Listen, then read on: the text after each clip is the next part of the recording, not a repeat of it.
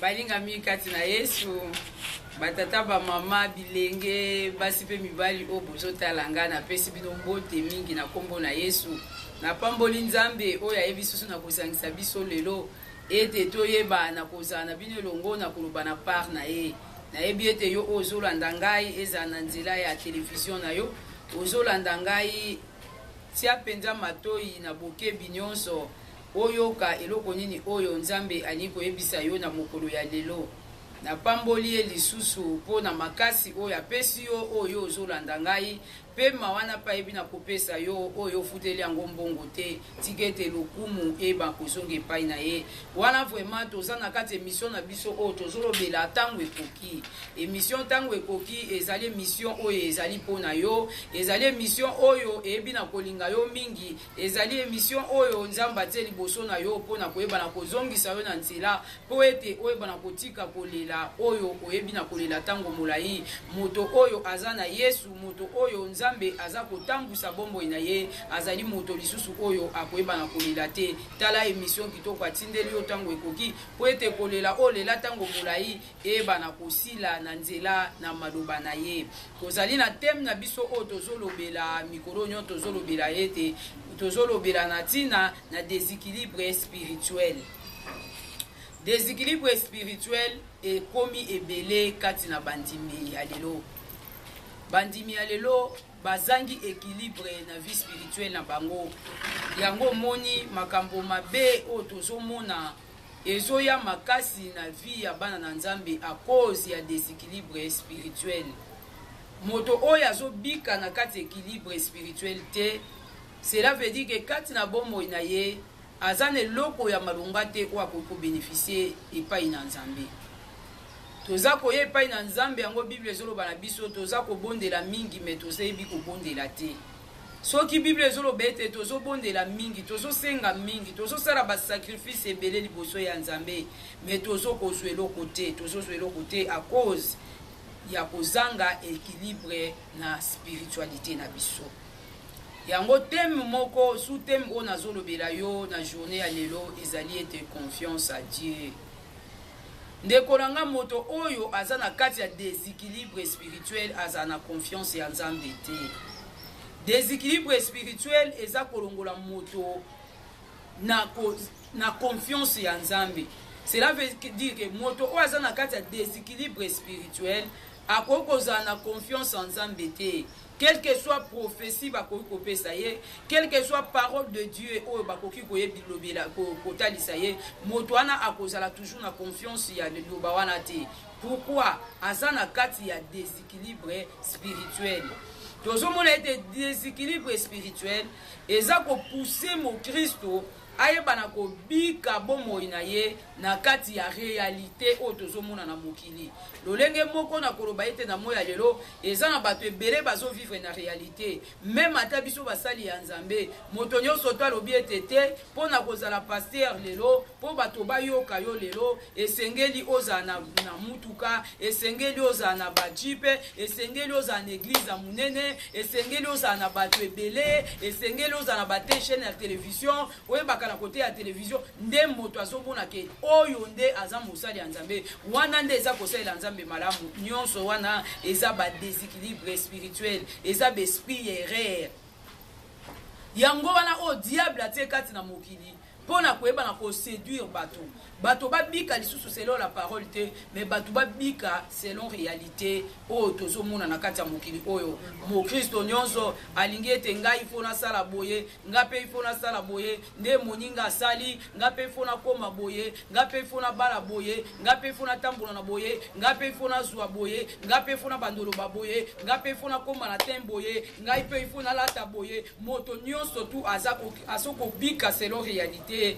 oyo na kati ya mokili oyo nzoka nde biso tozali ba oyo tokoko bika jamais kati na réalité mais biso tozo bika na vérité oyo eza parole de Dieu. Donc cela veut dire quoi? Na kati ya moto soki akomi na déséquilibre na vie na ye eloko ya liboso oyo evandaka na kati na bombo ya moto ezali abus de confiance, manque à confiance. Donc moto azaka lisusu na confiance na parole de Dieu te, moto aza lisusu na confiance na parole de Dieu te, petango moto aza lisusu na confiance na parole de Dieu te, cela veut dire que porte ya lifi lifelo, porte ya souffrance, porte ya ba difficulté, ya maladie, ya kufa eza puelele liboso ya moto wana. Yango tozo tajwa ba Biblia na biso tokotala kana mokanda ebandeli. Mokanda na biso ya Genèse chapitre 3. Chapitre 3 verset na yango tobandi kaka na 2 tozo sukisa na 6 mais eza histoire oyo kokotanga bien nayebi ke pe oso otanga ngomba lebele oyebi pe oyoka pe balobela ona tina na yango mais tika ete lelo pe oyoka lolenge nini molimo monsanto aza kosunga biso na journée ya lelo po toloba na tina na part na ye balobi ete la femme répondit au serpent nous mangeons du fruit des arbres du jardin. Mais quand au fruit de l'arbre qui est au milieu des jardins, Dieu a dit, vous n'en mangerez point et vous n'y toucherez point, de peur que vous ne mouriez. Alors le serpent dit à la femme, vous ne mourrez pas point, mais Dieu sait que le jour où vous en mangerez, vos yeux s'ouvriront et que vous serez comme Dieu, connaissant le bien et le mal. Tomoni awa Bibi eza kolobela biso ete mokili oyo nkolo ayebaki na kokela bekela momibale oyo tobengaka Eve na Adam. Bongo bato oyo bayebaki mabete bazalaki bato oyo bazaki beni bazaki bato oyo bazaki na province ya Nzambe. Bilaka na Nzambe ezaki likolo na bomoi na bango. Nzambe ayebaki na kotondisa bango na kati na bozwi. Na nyonso po na bango souffrance oyo tozomona ezalaki te. Makambo mabe kofinga koyina ezalaki te. Babande kobika vraiment na lolenge moko malamu na kati ya jardin. Et puis jardin wana nkolo atondisaki biloko nyonso tu na kati ya jardin. Mayebisi bango alobi ete mbuma oyo koyeba na kolia yango te. Biblia yanga elobi na ngai ezaki na mokolo moko mwasi oyo bazaki vraiment ensemble kati na mobali na ye mais ezaki kaka na jour moko o mobali ayebaki na ko déplacer mwasi atikali ye moko nyoka ayaki kokosa ye nyoka aye kokosa mwasi alobi ete bolia mbuma oyo kolo alobi bolia yango te parce que soki bolia yango misu na bino kofumbwama boko koma lokola ye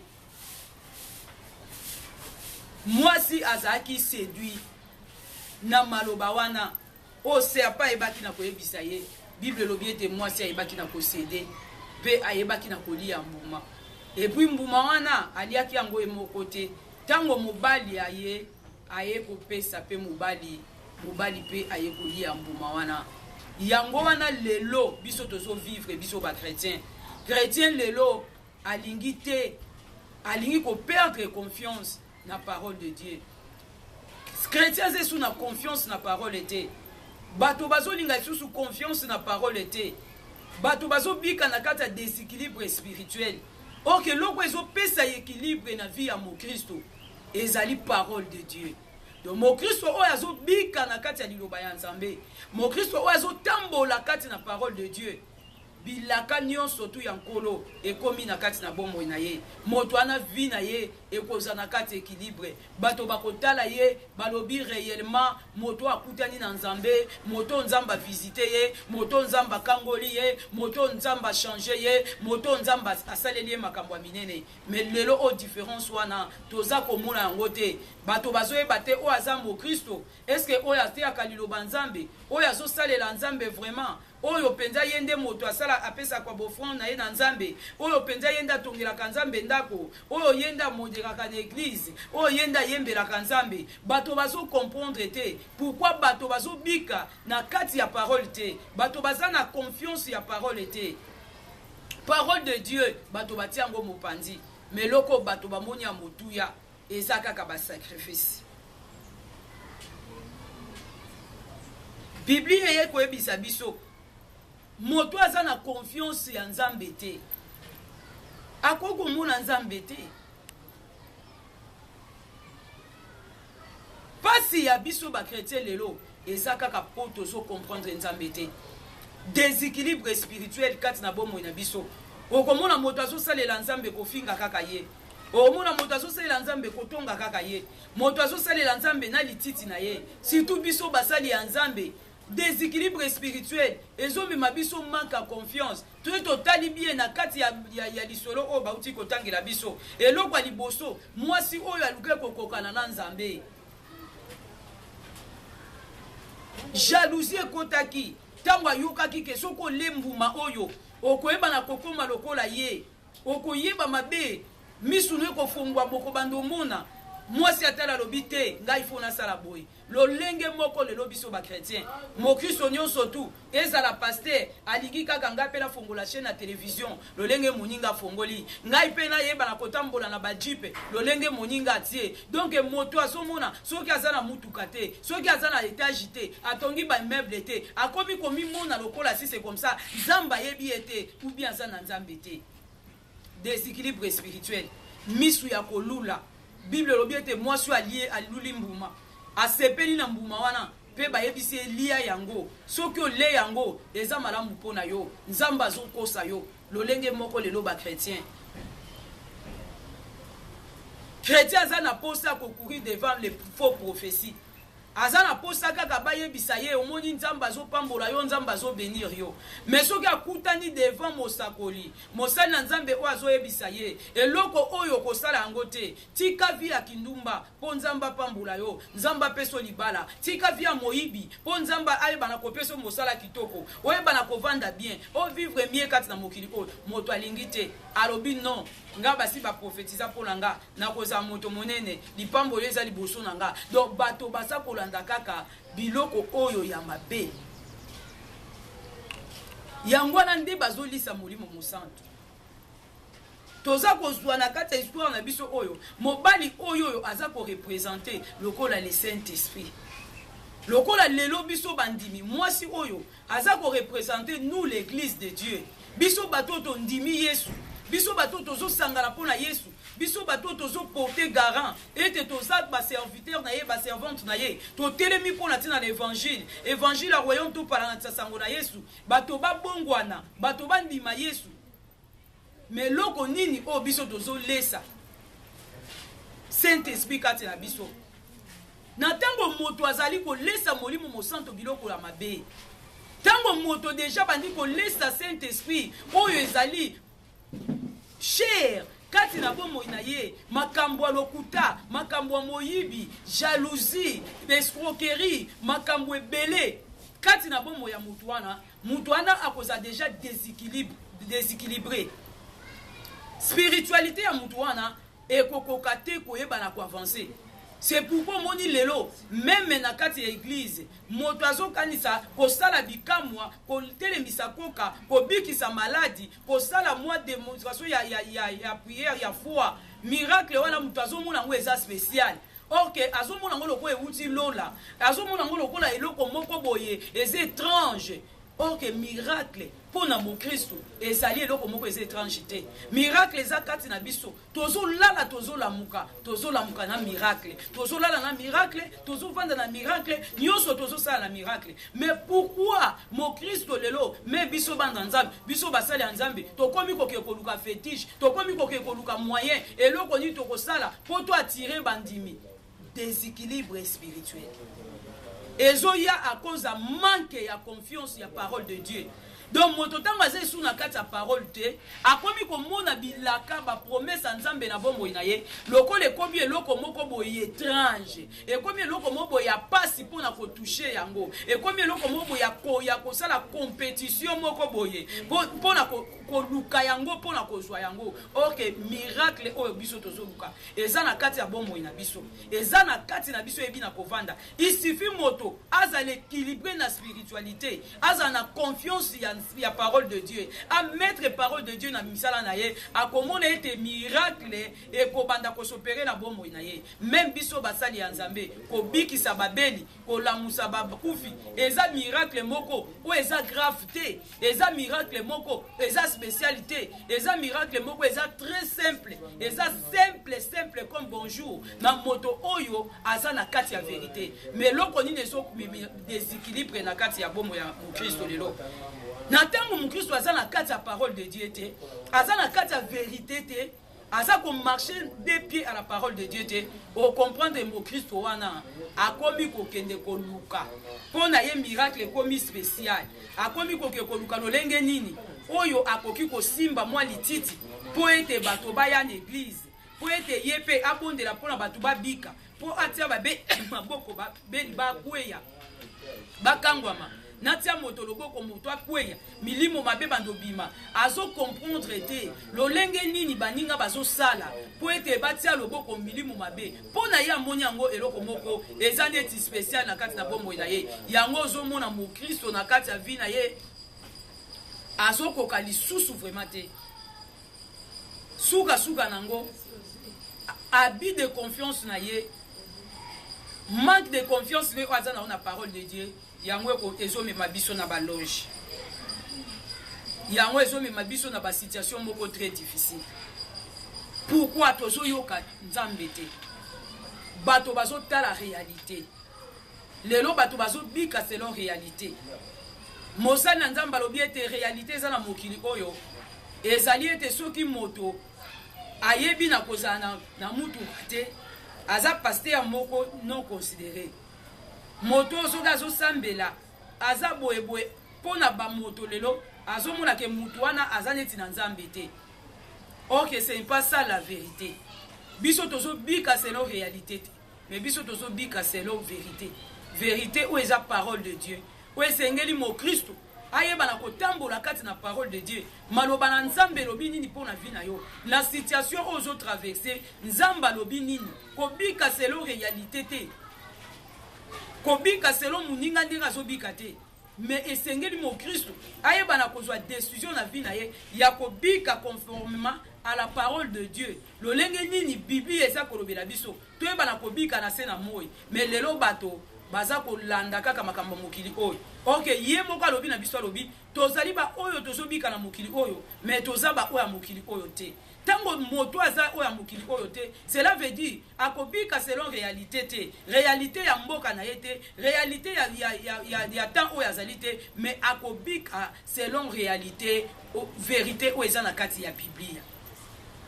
Yango so totel na mokanda na 1 Jean wana na chapitre nango 1 ce ko bandi na 5 baso lo balabiso baobi et ils sont du monde, c'est pourquoi ils parlent d'après le monde.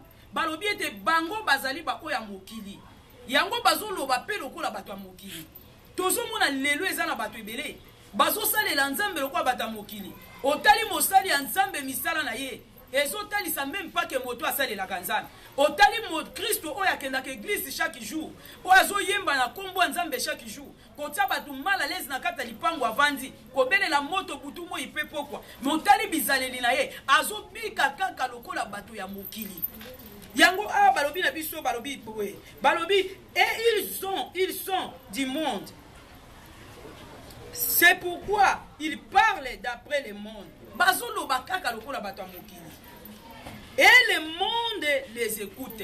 Bobi bato mokili pe bazola yoka bango. Lolenge moko lelo tozali. Ezana basali ya nzambe bele. Oyo bazana kati ya bosolo te. Bazana kati ya soloka. Basi lié bambuma mabe. Mbuma o evaliaki. Ba lesi yango déjà molimo mosan. Ba étouffer Saint-Esprit na kati église. Molimo na nzambe zo sala te. Na ba église na bango. Milimo bambiku de zo sala. Milimo bangange zo sala. Occultisme zo sala. Magie zo sala. Babiloko ebele ezo sala na kati église. Bon mo Kristo wana asali mbuma ya mabe. Ali yango peye mokote. Alesi yango mobali o aso kamba etonga la ye eza molimo mosanto yango no moni lelo vie ya ba chrétien eza na kati ya déséquilibre spirituel. Pourquoi chrétien aso kokate politika mabe aso kokate ko bika kati na vérité mais alingi toujours ba sacrifice ya koyaka église ya kosalela kanzambe ya kovanda kata nyonso kosala ka ba retraite. Pourquoi tout cela? Parce que na kati na bomo ina ye aza na déséquilibre spirituel o ezoya na manque à confiance ya parole de Dieu.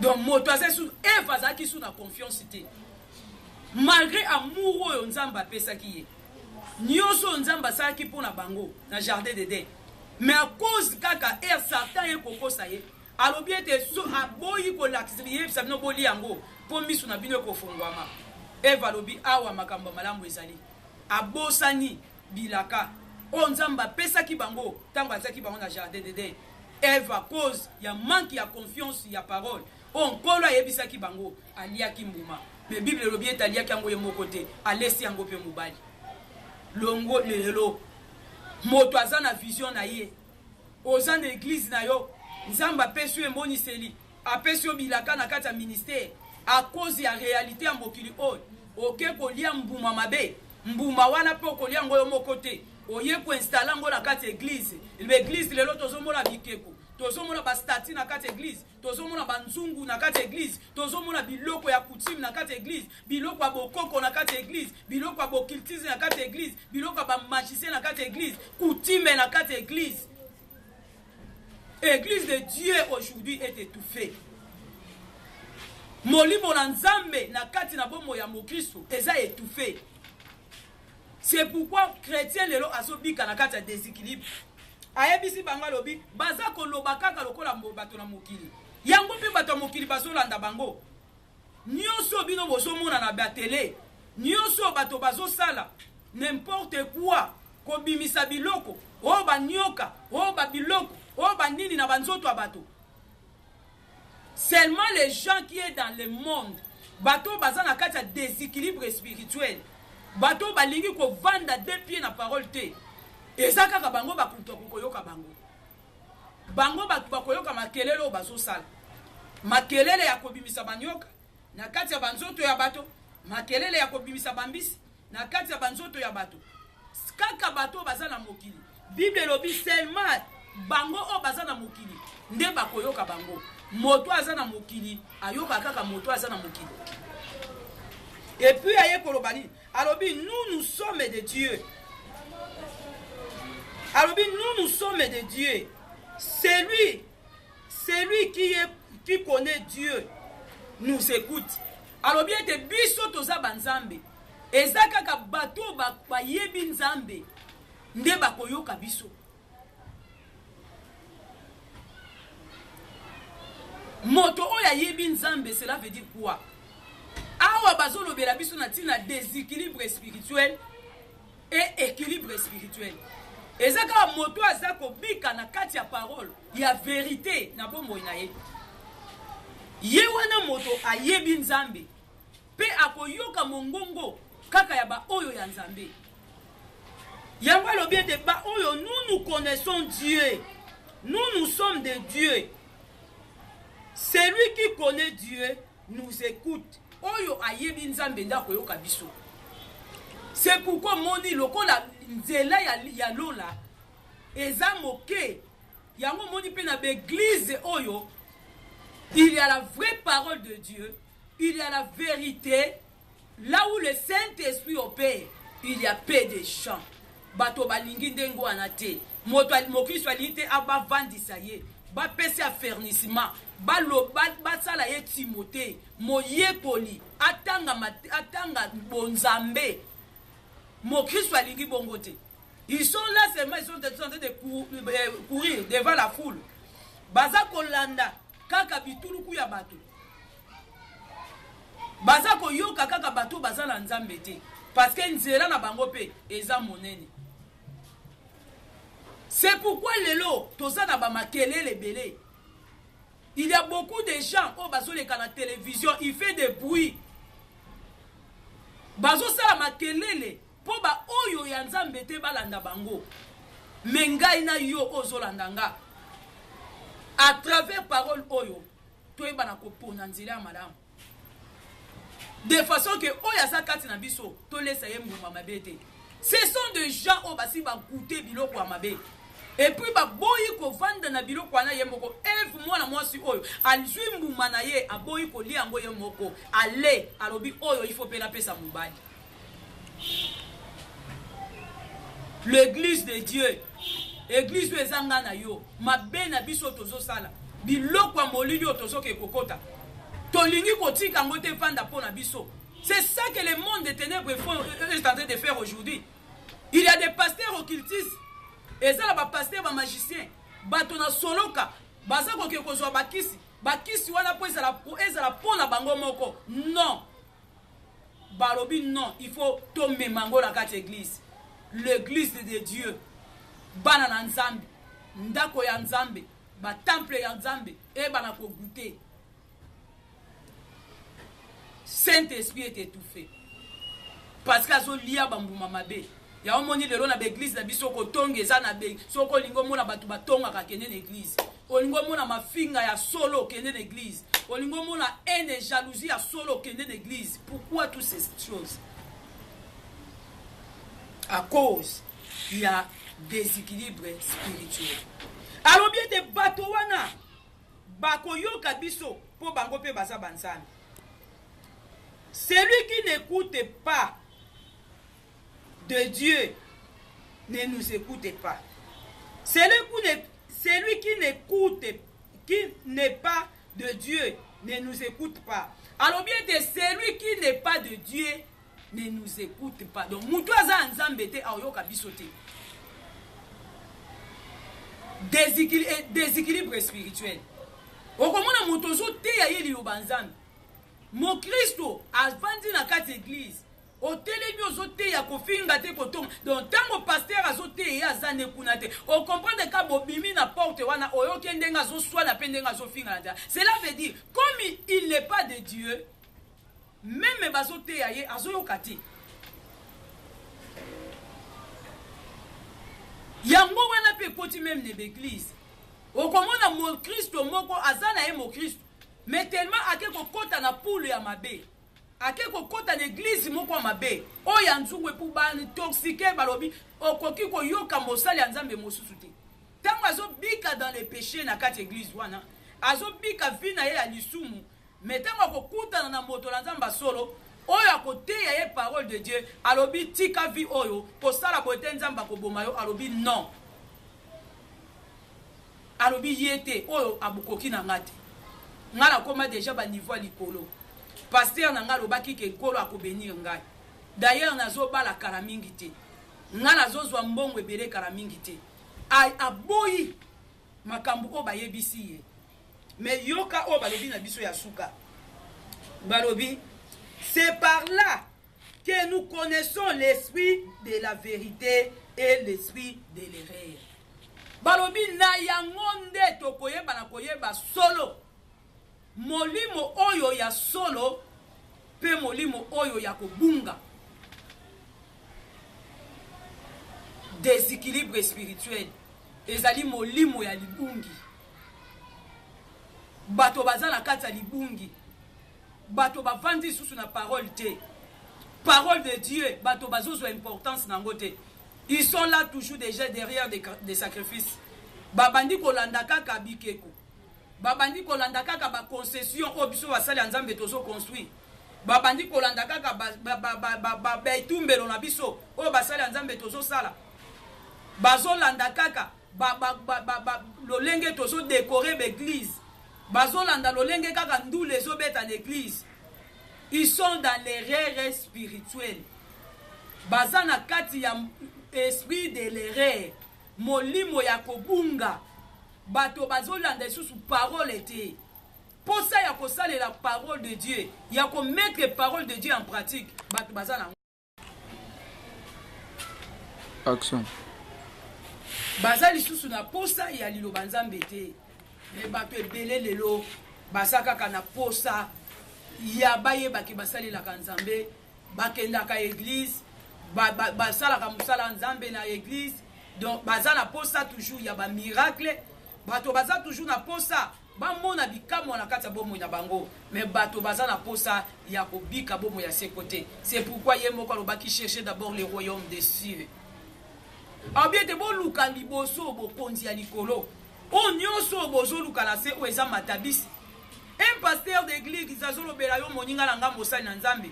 Soki ko luka d'abord bo konza likolo kati na bomo na yo. Miracle zo luko bonde la pona bato. Otia bato maboko bakueya, bakokueya ekozala pamba.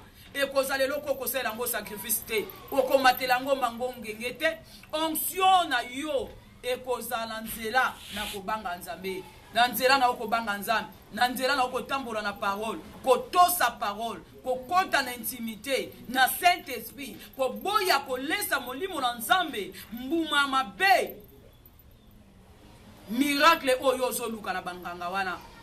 plein oyo ozoluka na banganga wana bavio oyo ozoluka osomba bandako oyo ozoluka osomba na évangile okosomba yango parce que évangile oyo eza richesse na biso biblia oyo eza richesse na biso maloba na nzambe eza richesse na biso na kati na maloba na nzambe sheke ezali te molinga mikati na yesu yo ozolanda ngai ozokuri beglise 40 000 ochangea soki beglise combien bapaster combien à cause ya koyebana koluka miracle luka nzambe vanda na biblia vanda na makomi parce que makomi nde kobimisa miracle na kati na bomoi na yo bible elobi ete il est faible liboso ya liloba na ye azalaka faible akokisaka yango parce que aza mwana na moto te mpona kokosa oyo aloba mpona yo ekokokisama soki aloba kotonisa bastade okotonisa bastade soki alobaki okotambola bamboka bapaya na évangile okotambola yango eloko moko te kotia yo barrière mais problème eza kati na bomoi na yo luka équilibre spirituel tika déséquilibre spirituel ozobika na yango soki oza mosali na nzambe zala mosali ya nzambe solo tika kokosa bato na baprofesie ya lokuta kobengaka bato na batele kobengaka bato na baradio kobengaka kosalaka baceremonie ya bamai biloko ya molili tika yango appliquer parole nyonso wana eza biloko bambuma mabe oyo olie ozoluka kolesa yango mpe bato nyonso mpo okufa na bango elongo wana eza mission ya diable oyo bible elobi ete le voleur vient azoya kaka mpona koyiba koboma mpe kobebisa tika misala ya kobebisa bato kozala lokola mwasi oyo te oyo alembuma ye moko alobi na kokufa nga moko te fo nalesa mpe mobali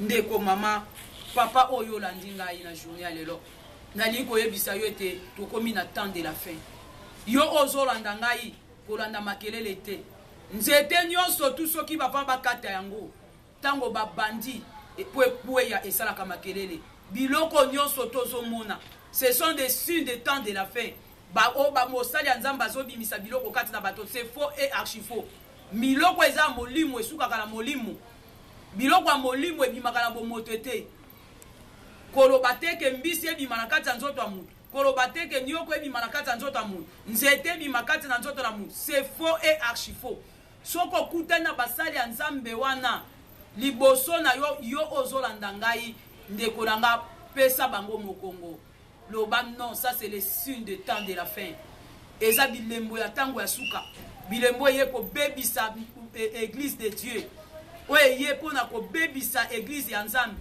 oyo eye mpona komema peuple de Dieu na captivité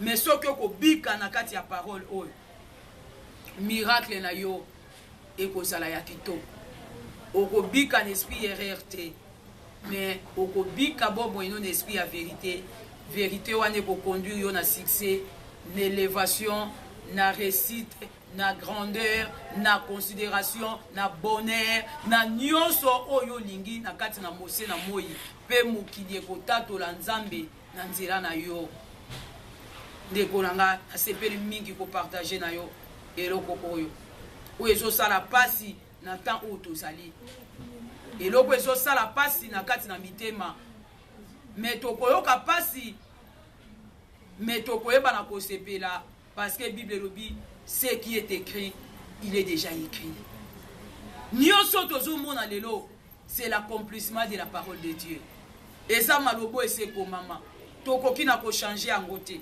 tokoki su kokota bagene mpo nango te tokoki kosala basacrifice mpo nango te parce que oyo ekomama esekomama me loko nga nasengi na yo osala oza na bokebi kobika na erreur te l'esprit d'erreur eyeba na koanime yo te mais obika na esprit ya vérité wana ekochange bomoi na yo ekokomisa esika balobaki okoma te okosimba biloko balobaki osimba te okozwa biloko bamonda molilo baki ozwa te yo kozwa yango parce que esprit de vérité yango wana nde eza molimo ya force oyo ezopesa biso force ezokolisa bomoto kati na biso mpe na nzela na biso mokili kotatola nzambe nzambe wana pambola oyo moto olandi ngai nalingi nabondela mpo na yo moke esika ozali simba kaka motema na yo parce que motema na biso yango nde ezali centre ya baémotion esika nini oyo mabe makambo ya mabe esika nini oyo diable azoya mpo na koyeba na kokosa biso kobebisa baame na biso nazobondela mpo na yo ogumba moto na yo s'il vous plaît esika ozali tiaka loboko no na motema nazodeklare mpo na yo Dieu d'Abraham et d'Isaac et de Jacob papa opesi biso liloba oyo po ete ekende lokola mopepe te me ebala kovanda kati na mitema na bana na bato esala mpe misala tika ete moto nyonso to alandi nga na journée ya lelo lolenge batie loboko kati na motema loboko wana ezala ya bango te me ezala ya yo loboko wana ebala kolongola nyonso ya mabe mbuma nekila ya molili ya ténèbre o diable ayebaki na kolesa bana na bato pour na tromper conscience esprit ya bana na bato pour na komema peuple na en erreur ezwa bokondite na nkombo na Yesu Masiya peuple babika liberté n'esprit pe na conscience baza na kati ya équilibre spirituel déséquilibre spirituel o makati na bavi na bango basalela yo ya solo pe babanda koyoka mbongongo na yo po yo lobi ete ba oyo bazali ya yo bayokaka yo tango yo lobaka peuple babanda koyoka yo na kombo na Yesu tolobi amen nzambe apambola yo moto olandi ngai peut-être yo kokoloba ete oyo atelemi liboso na nga azali nani pe oyo topartage nesango malamu aza nani nabengami na kombo apôtre Rebecca naza congolaise wana vraiment na vandi précisément na Kinshasa, na ville ya Kinshasa na Congo. Na zokamba église o ebengami na kombo ya Pauline Sainte Nouvelle Alliance. Ezwami bongo na Masina na Petro Congo. Wana pe okozwa numéro ya téléphone na ngai esika ozali. Tango nyonso to koluko benga ngai yo olandi koza na motuna peut-être na mateya oyo eza nesika moko oyo bina ko comprendre bien te peut-être pe molimo mosanto ayebina ko sosolisa yo quelque chose o lingete to partager no elongo okoko zwa numéro nanga ngoyo ezali 090 17 84 905 090 17 84 905 wana nde ezali numéro nanga vraiment soki obengi okozwa apôtre Rebecca ye moko bokoyeba na kosolola to ko partager na yo sango malamu pe kombo na Yesu ekoyeba kokuma manzambe wana apambula bino bye.